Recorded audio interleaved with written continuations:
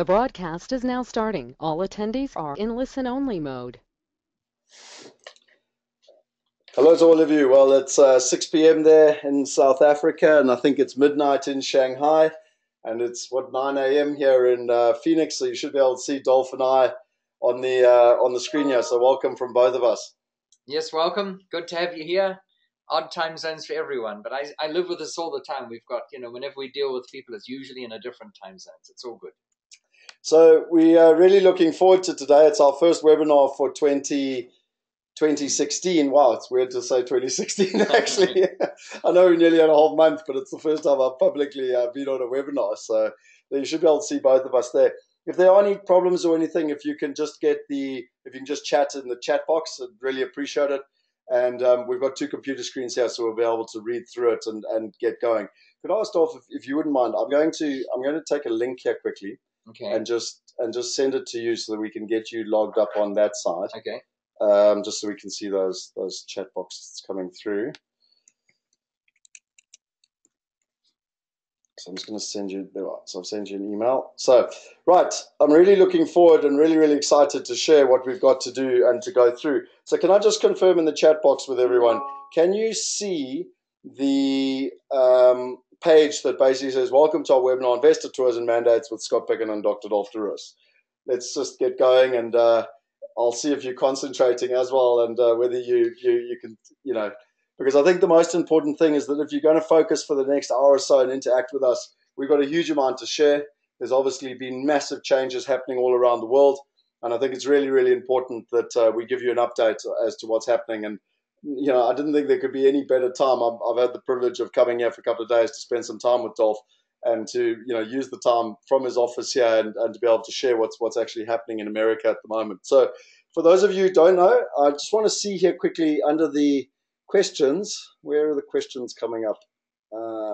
Nope, hang on, let me just dashboard questions. Oh, there are. They are coming up. Okay, great. So let's just see, so we can see yes, loud and clear. Yes. Okay, fantastic. Many people are selling their South African properties and moving out the country. Yes. Okay, cool. Okay, so that just gives us. So just for some of you who haven't heard, I don't know where you've been living, but if you haven't heard of who Dr. Dolf de Roos is, I thought I would share with you just a personal experience. This is his book that I read. I'm not sure if it's the original copy. I'd like to think it is the way it looks. I think it is. But I think First it is edition, because it's got all my notes and everything all the way through it, which you can actually see. And this book, I read this book when I was 19, and it had a profound impact on me and our investment and how we actually did it with regards to mainly all the laws and trends that you've got in here. But I think most importantly, what I would say is that the underlying one is really about creating value and looking for something, not just riding the market, but looking for something unique, looking for an angle. And the whole purpose of this webinar today is that if you look to ride the markets, I think we're probably going to get into quite tough times. Whereas if you're clever and you can adapt and look for angles, then you're certainly going to be able to do it. I would highly recommend going and looking up Dolf, but literally has worked with the likes of Robert Kiyosaki, Tony Robbins, Donald Trump, just to name a few. You're a professor of real estate, I think. Correct, yes, at the University of North Texas. University of North Texas. One that impresses me is that the National Association of Realtors here in America have only actually endorsed two people to be able to teach real estate, of which Dr. Dolf de Roos is one of them, and has shared the stage with many incredible people all around the world, helping people actually invest in international property. And so while a lot of people are starting to talk about international property now, you've been doing it for 20, 30 years. And, so it just gives people an introduction of what's happening. And I think also you've been very, very, very active in that evolution that's taken place over the years of really where there was an education space where it was read the book, come along to an event, and good morning.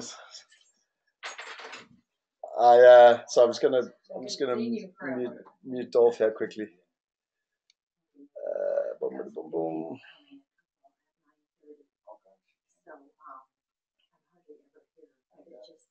This is only our second time since you saw us. Let me sorry guys, I'm just going to. mute him. Oh, he's muted. Okay, great. Okay, so what I was basically saying is that I think one of the things that's really, really important from Dolf's perspective as well is the evolution of change from education, where it was run to the back of the room, to buy the course, buy the material, and then try and do it yourself, and the very, very limited access to it. And I think what we're doing now is in the 21st century, it's about participating and being able to do it together. So that gives you a little bit of an intro as to who Dolf is. I think really, today we're going to focus on America. We've got a webinar next week with our team in Australia. Henny's off to Australia, so I've come west with Michiel to America to meet up with Dolf and to do a lot of buying here. Tom's also coming out from England on behalf of the Chinese.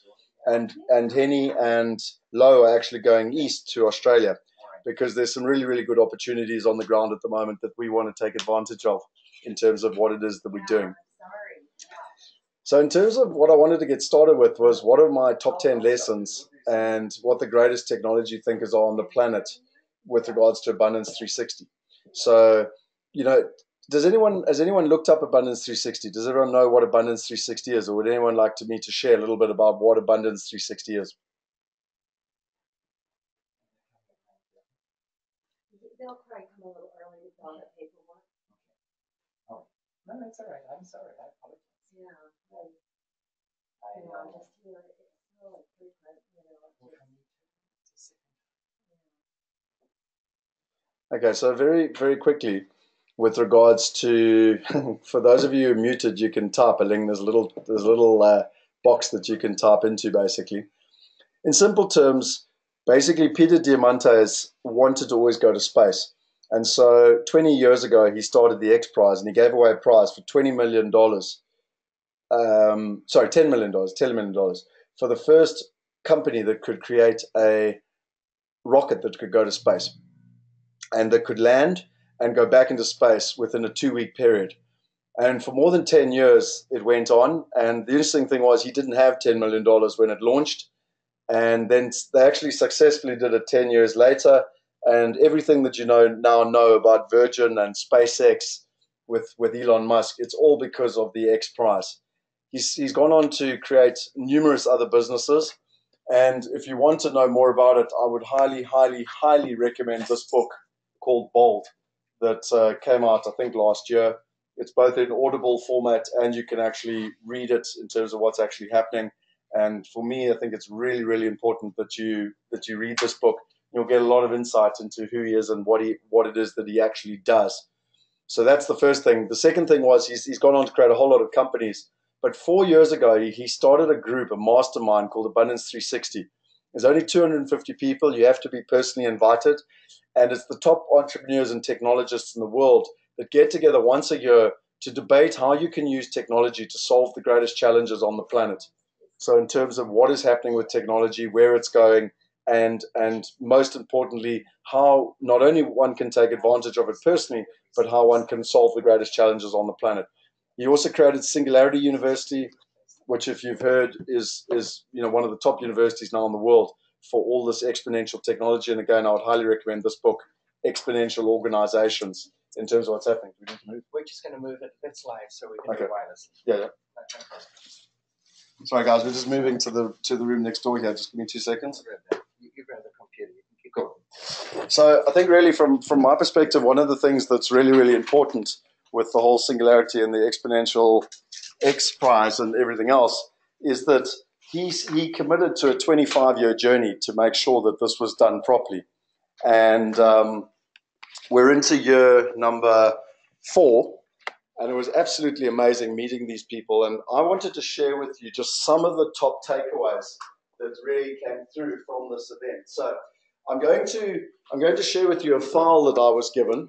And for those of you, you can see this, I was given a huge big file here. It was a 3-day event in Beverly Hills and with some of the most incredible people I've ever met in my life. But what I wanted to share with you quickly was, let me just go to my other screen here. And what we're going to be doing is, if I open up the PDFs, you'll see the slides here. So I've got 218 slides. And it's amazing when you talk about how people share things nowadays. In the old days, you'd go to an event and they wouldn't actually, share stuff. Now they've actually given us absolutely everything. So you should be able to. So I've got absolutely every single slide of what's happening with regards to all the convergence. The other thing that we've got, which I love, is there's a tool pack of everything that one needs to have from an exponential. So all the different what's happening with blockchain.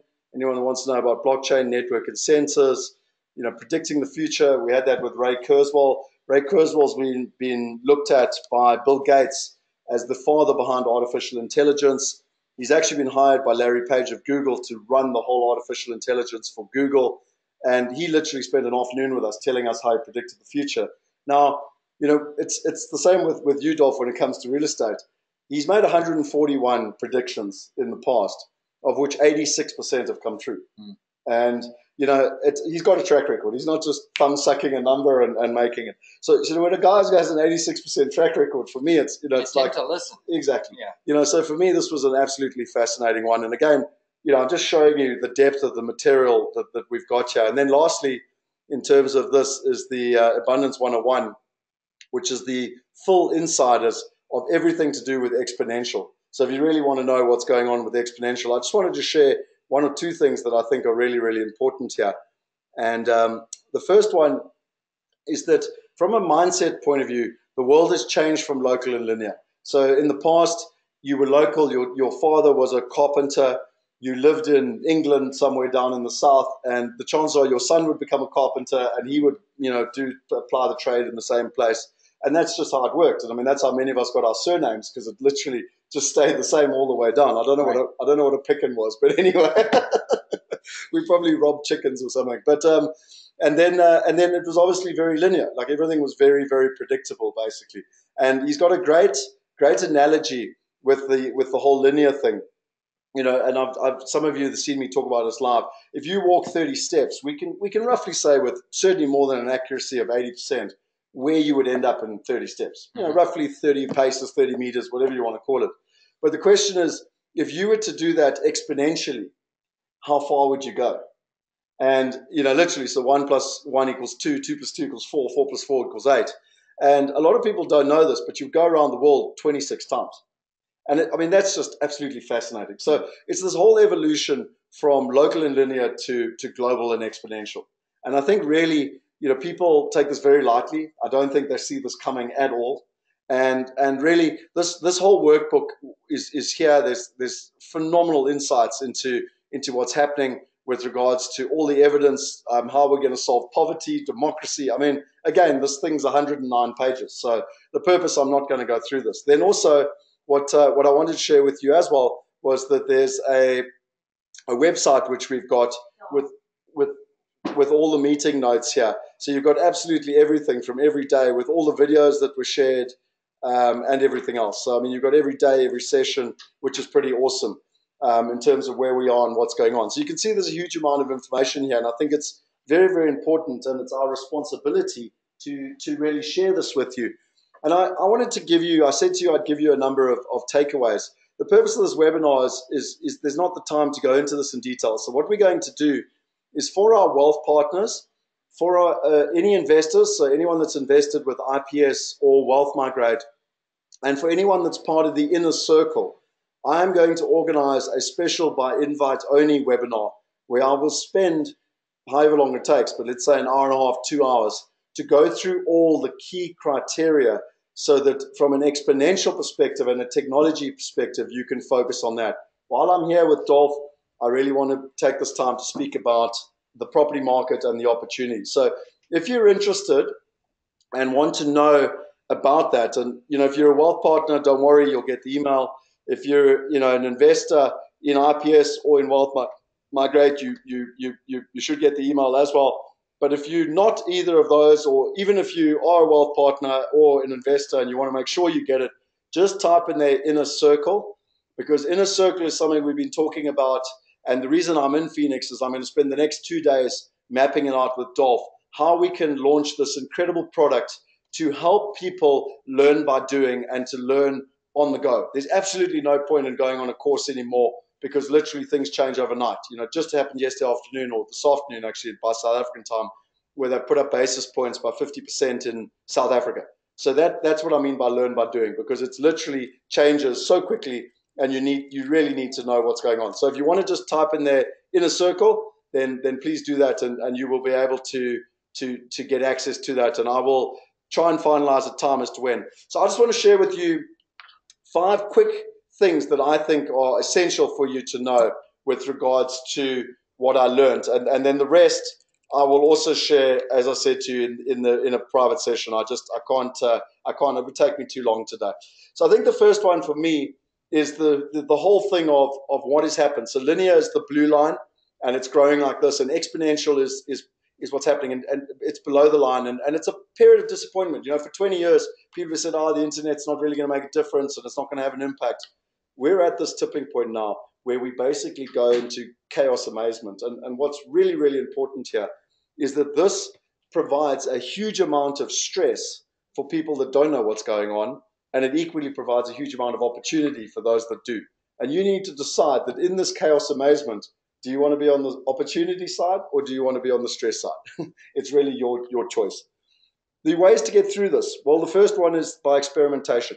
So if you're going to, in the old days, you read a book and you tried to go on a course, and you really tried to make sure that you didn't take any risk so that you didn't make mistakes. Well, the new day, the whole silicon thinking now, it's about failing fast, it's about failing forward, it's about failing often, it's about learning from your mistakes, it's about iterating, and really it's about trying to do it as quickly and as often as possible. If you experiment, Jeff Bezos from Amazon consistently goes on about how how Amazon's become so incredible is that they actually experiment every single day. They're doing stuff. So if you increase the growth by 10 times, you have 1,000% growth. If you double it 20 times, you have 1,000,000.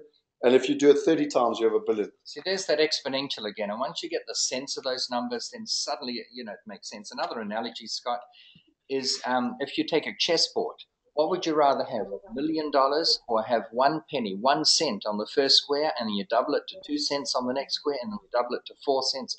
And most people off the top of their heads, they say straight up, give me the $1 million. $1 million is a huge amount. But when you work it out, when you double it each time, you end up with much more money, orders of magnitudes more by taking the doubling each time, even if you only start from 1 cent. And that's just something that most people don't realize. And that's the whole thing about going exponential. And until you get it, until you've done an exercise where you can see how it applies to you, you'll never believe it. And you'll stay in that linear mode. And then you'll always be disappointed and you'll be struggling. Yeah. I think it's critically important. To the other one side. Sorry, guys. We've got someone coming through here. So the second major thing that I think is important, and for those of you living in Africa and Asia, this is a huge one, is that there's expected to be 1 billion handsets in Africa this year. And within the next 3 to 4 years, there'll be global connectivity with Google balloons and Facebook, whatever droids and stuff. So really, in the past, it was all Coca-Cola and General Electric that had the ability to reach 1 billion people in Africa. And now it can be a kid in a garage with an app. Right. So that's growing so fast too. It's almost unfathomable how fast that interconnectedness is going. It's not that many years ago when cell phones didn't even exist, 20 years ago, whatever it is. 10 years ago, smartphones didn't exist. They came out in 2004 with the iPhone. It's phenomenal, the growth, but it's continuing. And if you can take a snapshot of where we are now and say that's the way it's going to be for the next 20 years, you're missing the point entirely. It's changing at an increasing rate. Well, and I think, Dolf, it leads in very well to the third point, which Ray Kurzweil said. People always laugh at him and they can't work out why he gets it right. But if you take these doubling factors, a growth of just 1%, if you double that 7 times, you have 100%. Yeah. So what's really interesting is that even if you take crowdfunding, it might have worldwide had a growth of this little minuscule amount, but it's the growth upon the growth upon the growth, which is what you've just said, that what people need to look for. And one of the things that he said is, firstly, you've got to look for trends like that. And the second thing that you've got to look for is what they call interface moments. So before they had the internet, the internet actually existed, but before they had Netscape and the likes of those type of programs, people didn't know how to interface with it. Before we had Google, we couldn't really search properly. And so that's what's called an interface moment, where basically it goes from from deception to disruption, which is where this thing is growing, and then suddenly it's a mass market thing. Right. And that's the interface moment. And so we need to be out there. And again, for the people that type in their inner circle and whatever, I will share with people what those interface moments are so that they too can be looking for them. I think it's critically important. The fourth one that I love, and I've personally witnessed this, is that if you have an MTP, which stands for Massive Transformative Purpose, then you will get the best people in the world to want to be part of the team. And I think just some of the people, you yourself included, that have been, Hilda that's been prepared to come full-time on board, Henny that's put a CEO in charge of his company so he can join full-time, Jay's left his company. There's just some incredible people all over the world that want to be part of this team. And it's because we've got an MTP. We want to solve the greatest challenge on the planet. And, for anyone in business, I highly, highly recommend, understanding that and, read the books or come on the webinar and explain it more. The last two that I wanted to share with you was something that I found fascinating, and it's so obvious. The greatest opportunity in this new age is where there's excess capacity. So let me give you just two great examples. With Uber, there were a bunch of cars sitting around that weren't being used properly. That's called excess capacity. So technology enables that excess capacity to be used. With Airbnb, there were a number of rooms in houses. There was excess capacity. So what we've got to do is look, wherever there's excess capacity, it's opportunity and or it's risk. Because if you're sitting in a company with a whole lot of excess capacity, like maybe if you were a car dealer, and now suddenly, or a taxi company actually, that's a taxi company's excess capacity.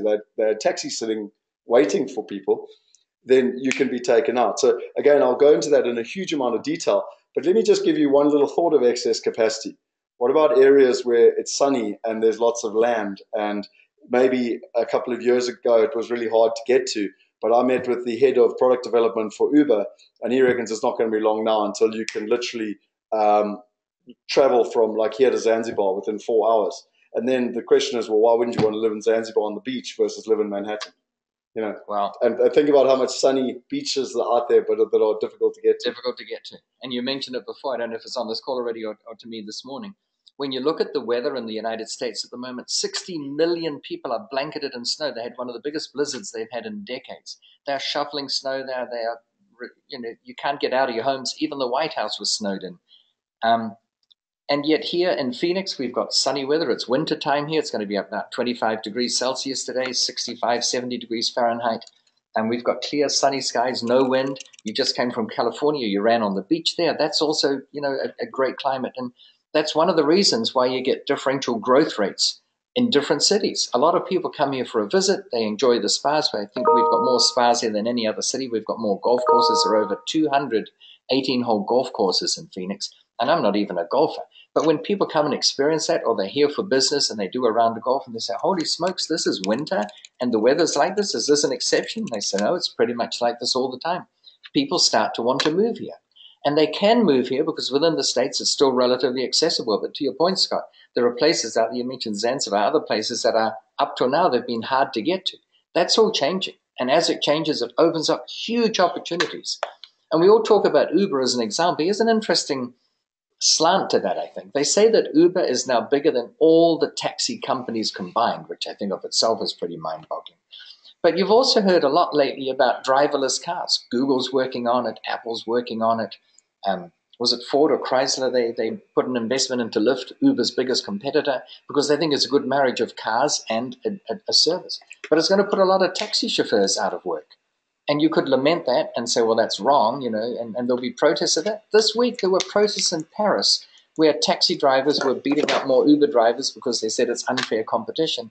How are they going to react when we get driverless cars that end up being safer than cars with drivers? Because they say that still 86% of accidents are caused by driver error, not mechanical fault.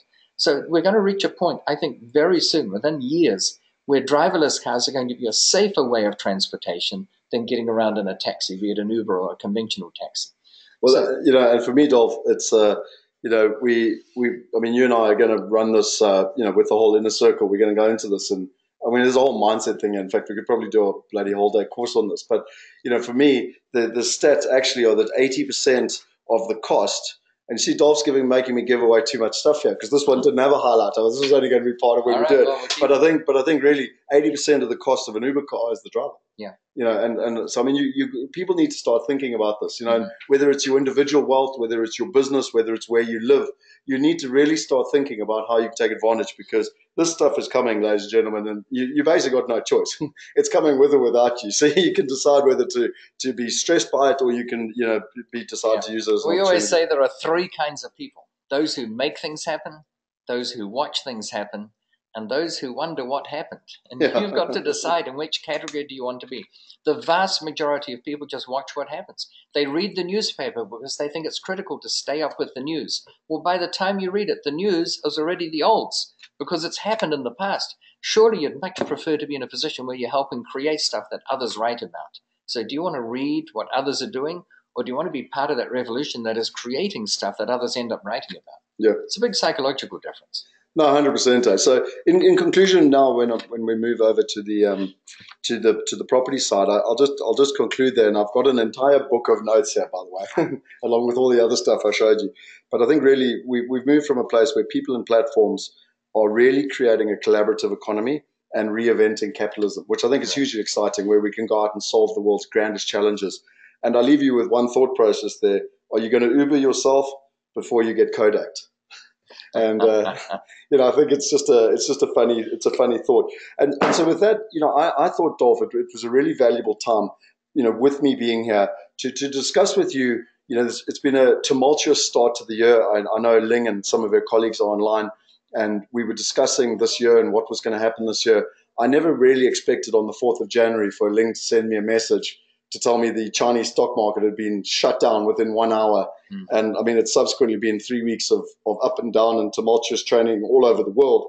You know, what are some of your thoughts of what's happening on the global economies around the world at the moment? Well, first and foremost, the economy is always going to be doing something. So we don't need to be too concerned. A lot of people panic. They either think the market's going to go up, and if they don't invest today, they're going to miss out and they're going to be poverty-stricken for the rest of their lives. Or they think the market's going down into a tailspin and they've either got to get out or do something else. There will always be activity on the market. And if you come to expect that, it's a bit like that great book, The Black Swan, not to be confused with the movie The Black Swan, which was a completely different genre of movie. The Black Swan, the book, is all about this notion that there are certain events that are unexpected. And the title of the book, interestingly, comes about because everyone knew, scientists and biologists knew, that all swans were white. Until in the 1850s, there were these explorers in the backwaters of Australia, and they suddenly came across some black swans. And they said, holy smokes, we thought all swans were white. By definition, it was a genetic thing or whatever. But here we've got compelling evidence that swans can be black. So it caused a massive shift in thinking that swans were black. But they used that term to say that a black swan is an event that you do not expect to happen that actually happens. Or another way of looking at it is a black swan could be an event that you expect that you expect will happen, and then for some reason it does not happen. So a black swan in the case of a market is something that happens in the market that is totally unexpected. It goes into a massive tailspin. And I think for most people, what happened around early January in the market was unexpected, and it caught people off guard. The proof that it's unexpected is if they'd been expecting it, they would have sold their shares down before it happened. But of course, it's the selling of shares that causes the market to drop. So it's not really a causal relationship. Well, you said yesterday a friend of yours or tenant of yours or something has not been sleeping at all because he's got all his money in the stock market. All his money's in the stock market, and with it going down, he's been watching his net worth go down by millions per day. And the market, of course, as we all know, has been going down by tens of billions a day. So people are in panic mode. But it's those same people who sleep very well when the market goes up, and they'll make millions in a day and think they're really smart investors. And here's the interesting thing, and it's a psychological thing, Scott, is when the market goes up, people think they're smart investors because they've chosen their stocks judiciously and they were onto the right track. And when the market goes down, they don't think the inverse. They don't think, well, it turns out we're lousy investors. They think, well, what's the market doing? So the market goes down, but their good stock picks make some money on the way up. Yeah, well, and a better way we always joked at RPS, when the market went up, they were clever, and when it went down, we were stupid. Well, that's another way. I like that. That's another way of putting it. And so it was unexpected in the sense that we didn't expect it to happen then, but the market will always do this. In fact, many will say that the market is too high, the price to earnings ratios are out of whack. And there's another philosophy I've got, which is more generic, and that is I have not yet seen a strategy on investing in the stock market that has stood the test of time. You know, tell me what the strategy is. Buy into high-tech stocks. We tried that in the 1990s, and the dot-com was succeeded by the dot-bomb, as we all call it. And there's no strategy that I've seen, doubling down your investment when the market goes down a bit to dollar cost average or something. In the end, all you're doing really is buying a contract on the stock futures. You know, you're betting on the market. And if you have $1 on every stock, you might as well just get a contract on the stock market itself. It's called the futures market, just to see which trend it's at. So you try and pick stocks because you think you're smarter than the market. And here's the thing that amuses me. There are people who are really smart at this, like Warren Buffett's an example. And do you think he's going to be smarter than the average person? And yes, the answer, in my view, is yes. And so how do you expect to beat someone like that? And that's the interesting thing. And I know we're jumping around a bit, but comparing that to the stock, to real estate, there are 18 separate ways that you can beat the real estate market that have stood the test of time. And, I'm happy to share some of them now. Maybe we should keep them for the inner circle. And, just to give one example, is there's a very strong correlation between increases in property value and increases in population. So if you invest in cities where the population is going up, there will tend to be an increase in real estate values. Whereas if you were to invest in areas where the population is going down, surprise, surprise, real estate values tend to go down. So it becomes a very simple matter to pick a region in a country that has higher than average population growth. And we're here in Phoenix right now. Phoenix for the last 50 years has had a population growth which has been far higher than that of the national average. And not surprisingly, real estate value growth has been far higher than the national average. And even within a city, Scott, you can find suburbs which just do better than other suburbs. There's no rhyme or reason sometimes. They're just in a better area. They have better views. They have maybe different kinds of people there. Who knows? We don't need to figure out why. We just need to observe this.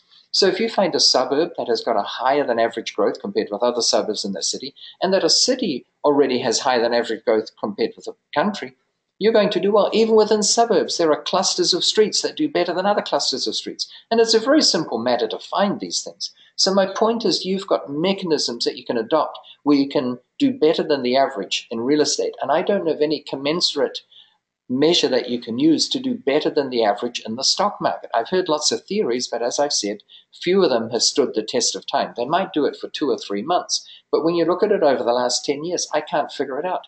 Whereas this population thing, it's been working for the last however many centuries. Well, I mean, to be fair, just on that, just to add to that, Henny's a billionaire and done very well around the world. And when you told it to him, like I always joke with people, but common sense is not that common because, I mean, he makes it as one of the fundamental things now before we do any investment criteria.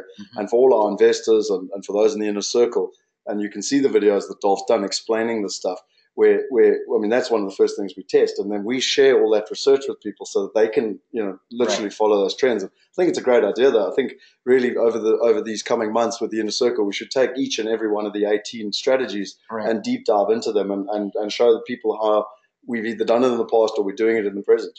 Because here's the interesting thing. If you agree that there's probably some merit to this argument that increases in property value go hand in hand with increases in population, then you'll say, well, that's probably that one of the 18 is a good one. And my point is, I've got other ones that are equally valid, but that's if you just work them individually. But here's the interesting thing. There's nothing to stop us working 2 or 3 of these at a time. And when you combine 2 or 3 of them, the effects compound. And that's why, once you get this and once you've seen it and once you've tried it and done it over and over again, and I wouldn't say that it works flawlessly, but it's got to be statistically significant, right? So if you try something and you get a 4% increase in whatever you're doing, I wouldn't call that statistically significant because you might have gotten a 4% increase because of a change in the weather or something. Whereas in this case, if you find that 95% of the time this strategy works, this formula works, then you feel you're onto something. And again, Scott, it's different when you hear about it on a webinar or in a course or in a circle compared with when you do it yourself, when you put your own hard-earned, tax-paid cash to work and you find that the formula works. And I can't deny I've tried the stock market and I've done extraordinarily well and I've done extraordinarily poorly. because I could not predict what was going to happen with any degree of certainty. It was almost random. And they do all these studies where they get monkeys who throw darts at a board, and they find that the monkeys do better than all these well-studied, stock market analysts. And not all of them. I'm sure some of them do better than average. But here's even a mathematical reason why it's impossible to do better than average, because the average of the market is the sum total of every pundit's attempt to work at it. So if you have a dollar bet on every stock out there, as I said, you'll just do as well as the average of the market. And for everyone who does do better than average, there's someone who does worse than average. That's how you get an average in the first place.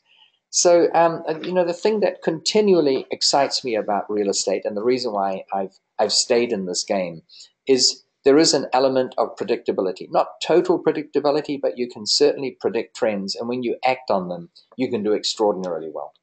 I think just, so I'm just looking at the webcam now to make sure we get us both in here properly.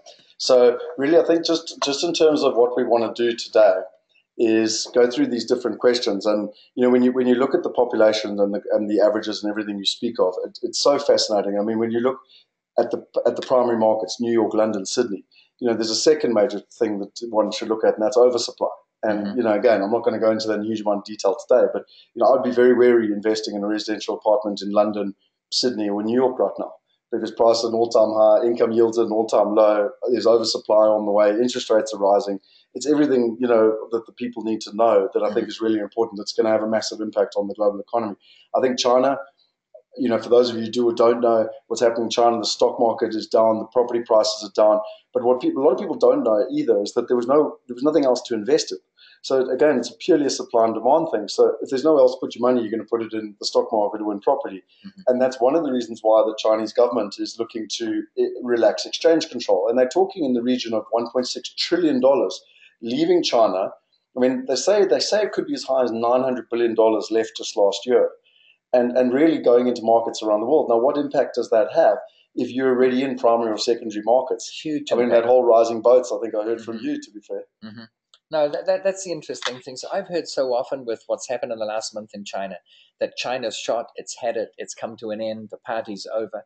Look, nothing could be further from the truth. If you, again, look at long-term trends, many people look at trends that are way too short. They look in terms of weeks or months. You've got to look in terms of years or even decades. Think of where we were back in 1972 when China was still largely isolated, and it was Richard Nixon at the time who went there and, in a way, kind of opened it up a little bit to the outside world. If you look at what's happened since then, the population was already large. It's grown a bit, but not much. They've been pretty good at keeping their population steady.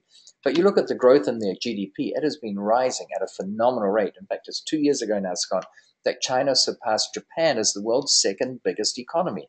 And when you think about it, Japan only has a population of about 130 million. China, they think, is around 1.4 billion. That's more than 10 times as large. And yet they had a GDP which wasn't even as big as Japan, which means that on average, the earnings of each individual in GDP terms was 1/10 of that of a Japanese national. Well, China has surged ahead now in terms of total GDP. And that trend will continue. It's going at a slower rate. They no longer have 8% growth. But folks, the growth is not negative. It's still growing. Yeah. Well, I mean, it's, also it's like Zim can have a 50% growth, but it's coming off a very low base. Exactly. Whereas the higher the base gets, the harder it is to keep that huge growth, Right. So many people have become extraordinarily pessimistic about what's happening in China. And in actual fact, it's just a blip. In the fullness of time, nothing goes linearly. Everything goes with peaks and troughs and peaks and troughs. But in general, each peak tends to be higher than the previous peak, and each trough tends to be higher than the previous trough. So it's a linear thing with a few regional variations, if you like. It doesn't put me off at all. In fact, I see it as a buying opportunity, and for a number of reasons. And we'll get onto this too, Scott, but there's prediction of a downturn in global economies, and a lot of people are lamenting that, whereas if you're really smart about what you're doing, then you can do well whether the market is trending up or whether it's trending down. You should be immune from that. You're not dependent on the market. You have strategies in place which will benefit you. And in fact, I can tell you, Scott, a lot of the people that I know here in the States who did really well over the last decade did so not despite the downturn in the economy, but they did it as a result of the downturn because they knew how to take action which would serve them well. Yeah, well, I mean, there's actually a good question coming up. What are the billionaires doing? So let's go into the detail there. Okay. I think there's 2 or 3 other things that I'd just say in terms of my thoughts of what's happening around the global economy. One is, I mean, the rising interest rates. They just rose interest rates in South Africa yesterday again, and And they're doing it in America. I read a report in the newspaper this morning. They're looking to do it in the next Fed thing. So, I mean, that's kind of common sense. That's definitely going to have an impact. And I mean, but you think a good impact or a bad impact? No, bad impact, because anywhere in the world, when the interest rates go up, it has a short-term impact. Right, but it tends to result in inflation, right? In terms of interest rates going up. Mm-hmm. So from my experience, what tends to happen is that it presents buying opportunities, because people gamble when it's really low interest rates, and then they get themselves into trouble. Of course. You see, there are so many different ways of looking at it, but I'll give you another perspective. If you buy a property for 1 million units of currency, doesn't matter what it is, I'll talk about $1 million. And let's say for some reason you manage to get a mortgage for $1 million, then you're 100% financed. And let's say through inflation, the value of that property goes up to 2 million, which is really another way of saying that the value of money has gone down to the extent that you now need 2 million units of that currency to pay for it. And let's say you're on an interest-only mortgage so that you still have $1 million of debt. You now have an asset worth 2 million that has $1 million of debt. Now you might say the 2 million is only worth half of what it was before because of that devaluation of currency. But before you had $1 million of asset and $1 million of debt, and now you've got 2 million of asset and only 1 million of debt. Whichever way you look at it, you've created $1 million of equity out of nowhere. And even if the value is only half, even if that million can only buy what $500,000 could have bought before, it doesn't matter. You've created it out of nowhere. So there are some people who actually like interest rates to go up and inflation to creep up, because that means the decrease in the value of currency gets accelerated, which means their buildup of equity, which they get free of charge, accelerates. Yeah, and I think these are, this is the whole reason why we've been speaking about it a lot last year, and you and I have been so busy we haven't been able to actually implement it, which is why one of the reasons why we're taking this time out now in January for the whole inner circle, so that we can have these discussions, these debates, we can bring in experts, we can really share knowledge, but literally up to the date, what's happening, why is it happening, is all interest rates going up or down, and what impact's that going to have, what I mean, in terms of, and that's really the whole idea behind the inner circle. And obviously for our investors and wealth partners, they get access to that anyway, because we share that all the time. There's one last thing that I think is important to understand, is that, I read a book called Second Chance by Robert Kiyosaki, which I would highly, highly recommend. And in 2002, he wrote a book saying there was going to be a major crash in 2016 and a minor crash in 2008, which was a little bit freaky, to be honest. And when I met Jim Rogers last year and had lunch with him, he's the guy behind Investment Biker, he says it happens every 8 years. So, I mean, there's a lot of clever people kind of saying this stuff. But one thing I will say is that from my own personal experience, I haven't lived through too many recessions, but I have lived through the last one. And the big thing I learned is that it also presents massive opportunity. So what happened with Uber was that Uber was basically created because people in America needed extra money and were prepared to drive their car at night to supplement and get an extra income. Today we've got Uber that's worth $50 or $60 billion, who knows.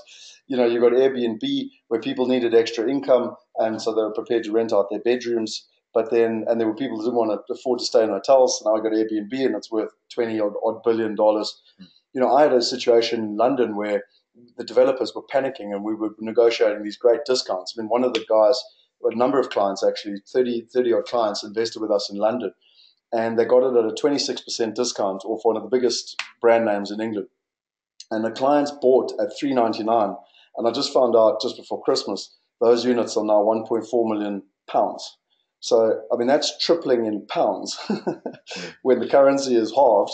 All right. And you're earning, the income all the way through. So, for me, it's really a case of, people need to learn from these experiences. And from my, that's really why Wealth Migrate was formed. And that's when Henny and I came along and we said, listen, as individuals, we can't get access to the best opportunities, because if you buy one house, you can get a good deal. If you buy 10 houses, you can get a great deal, if you, et cetera, et cetera. So always get out of the rats and mice, always get out of where the high demand is, And guys, it's not just a matter of doing extraordinarily well and giving a great example, and that is a great example, because people who are on the stock market also do that. I see newsletters come through and they say, we recommended this stock 3 months ago, and look, it's gone up by 40% or whatever, and that's true, and probably is true, and more power to them. But here's the way I like to look at it. Warren Buffett has probably made more money in a day than all of us will make in a lifetime combined. And I admire that, and I'm very impressed with that. And George Soros has probably made more money on currency trades. I believe he made $3 billion in one day. Yeah, well, he bankrupted the Bank of England.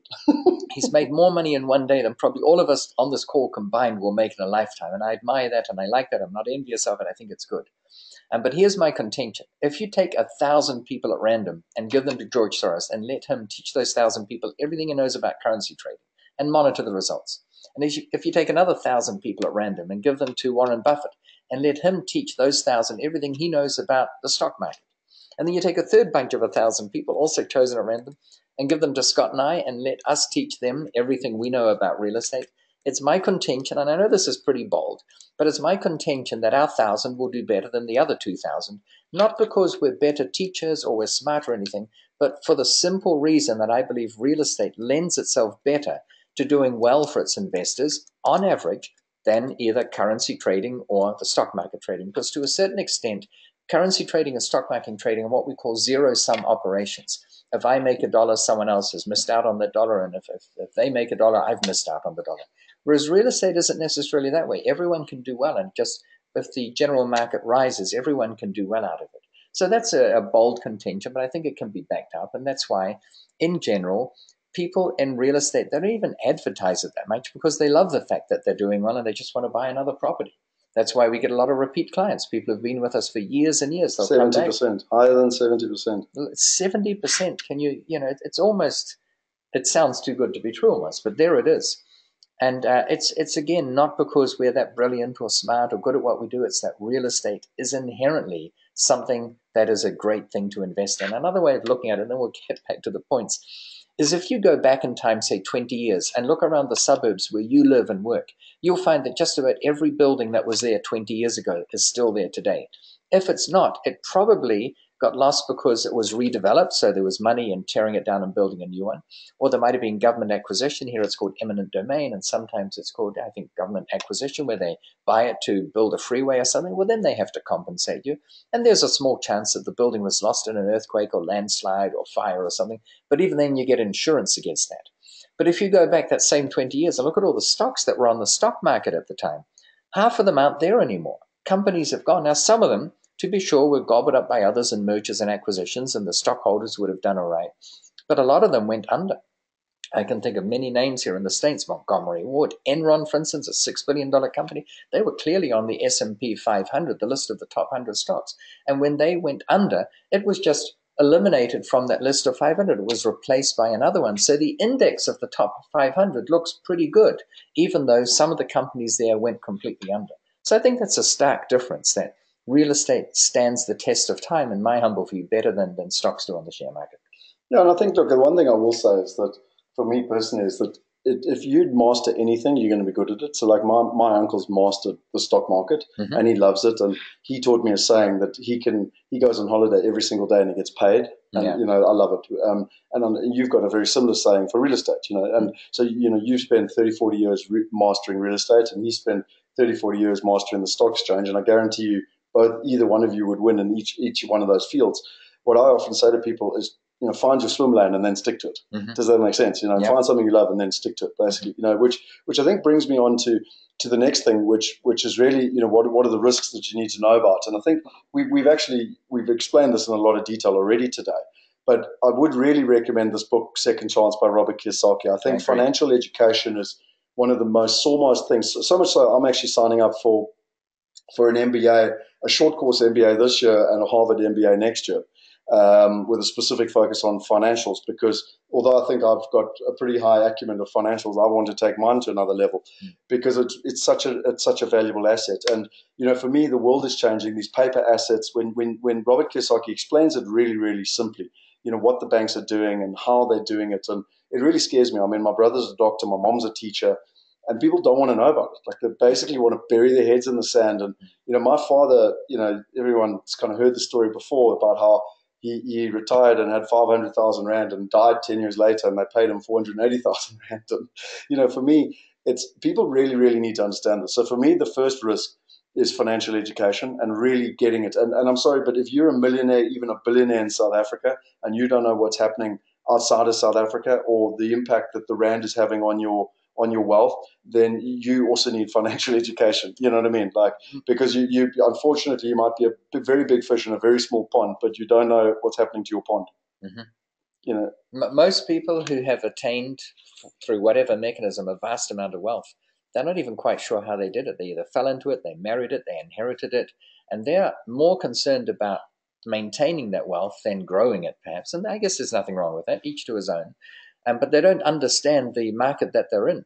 And when you don't understand that pond, as you call it, you're going to be eaten by someone. And that's why, wealth tends to be generational. The first generation makes it.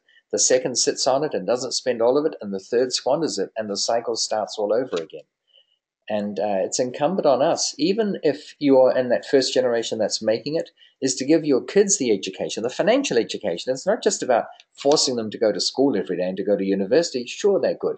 And it's not even to learn the facts and the figures that they learn, because, heck, most of the things I learned at school have been made redundant. And that speed at which information is being made redundant is increasing, as we alluded to at the beginning of this call.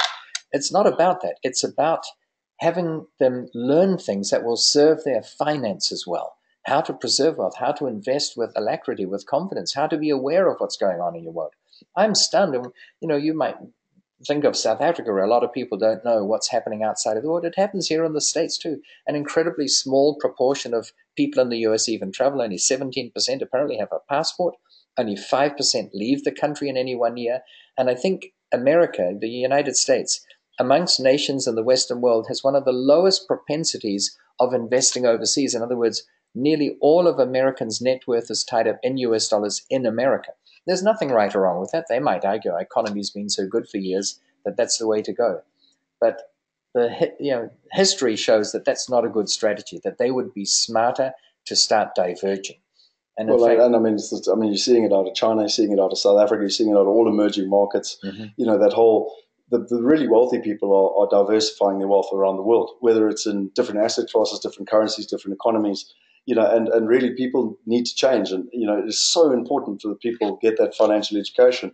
And I think, Dolf, I know you share the passion because you've been doing this for a long time now, but it's one of the reasons why we're so driven and motivated to get this inner circle going this year, so that we can really live our purpose, which is to empower 1 billion people and to share this knowledge, but not share it in a course, but share it in literally a month by month learn while doing process. It's a hands-on thing, because it's one thing to read a book or to listen to audios, even go to events. We've all done plenty of those, and people do benefit from them. But statistics show that 80%, whatever, they say that was really interesting, and they go back to their normal lives. We want to create something where it's hands-on, as Scott says, where you're learning as you do it, and where you get the hang of it as we go along, and you're participating. And this thing about going global, it is so important. Often people say that you're being seditious if you invest outside of the country, or if you buy foreign goods or whatever things. So they try and make us go back to a little village mentality. And I'm telling you, the countries that have done well in the past did so because they were global. They had this global outlook.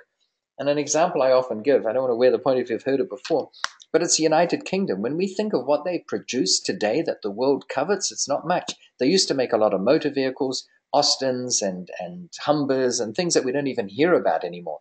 Their cars weren't that good in the world scheme of things. People preferred German cars and Japanese cars. So their car industry all but died. And the same goes for many of their other industries. And now I challenge people, what do you buy from the United Kingdom that you covet, that you really want?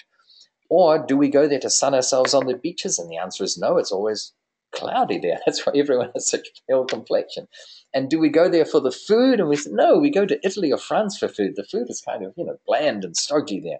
So what do we buy from the UK that gives them revenue? And the answer is not much. And so by rights, the UK should almost be bankrupt, and they're not. And the reason why they're not is over the centuries, smart Brits have made very judicious investments in industries like pharmaceuticals and petrochemicals, even though that might be on the beginning of a decline, but they still get a lot of revenue from those industries. It's called invisible income. It's money that goes into the United Kingdom, even when we don't visibly buy things off shelves that are from Harrods or whatever. So their economy is propped up because they have had people who've been willing to go global. So even if you're in South Africa or if you're in China and you look at investing in a foreign country, and if some of your neighbors or friends say, shouldn't you be deploying those funds here to help our economy? Folks, you're helping your economy more by investing overseas and ultimately having that rental income or the net capital profit come back to your country. You're helping your own country more than the very critics who would tell you not to do it. And that's the anomaly. So you've got to have a lot of gumption, because you will face some criticism. You will have people say, why do you keep doing this? You keep supporting other economies. And the answer is no. By investing overseas, you're actually supporting your own economy. It's just like a family. A family that doesn't invest lives hand to mouth day by day. But a family that invests, forget where for the moment, whether it's domestically or internationally, when they invest, they get income coming back in. So they've got money working for them instead of time working for them. And that's all we're doing on a national scale, except we're picking the eyes out of the market. And because travel is so much easier now than it was 50 years ago, I mean, it's hard to imagine, but jet travel only really started about half a century ago. Prior to that, in the 50s, most people, if they went to another country, they went by boat. And there are merits of that. It probably was more relaxing. Your body had more time to get used to the new time zone, but you just couldn't do things at the speed and pace at which we're doing them now. So the world is changing. The change is going to continue. We've already said that the rate of change is increasing. And we can either lament that and always talk about the good old days and how good it was before when you got off a plane and you raced to get to a payphone because we didn't have cell phones, and then you were in line because everyone else wanted to get a payphone too to see where their meetings were or what had changed in their schedule. And now we don't. Now the plane lands and we're texting. In fact, on many flights from the States, you can text during the flight. So you're far more up to date. So change is going to happen whether you like it or not. The thing is not to resist it, but just to sit back and relax and let it happen and embrace it and participate in it and help create it. They're all different layers of taking part in this new world. Yeah, and I mean that, Einstein says the greatest definition of insanity is doing the same thing and expecting different results. I don't think between the Chinese, the South Africans, the rest of the people in the emerging world, they need to kind of join too many dots to see that if they do the same thing, they're going to be getting the same results. Yeah, so people do it. Well, they lament and they say, when are we going to get back to a time when whatever happened? Milk was delivered in glass bottles or whatever it is that they're going on about.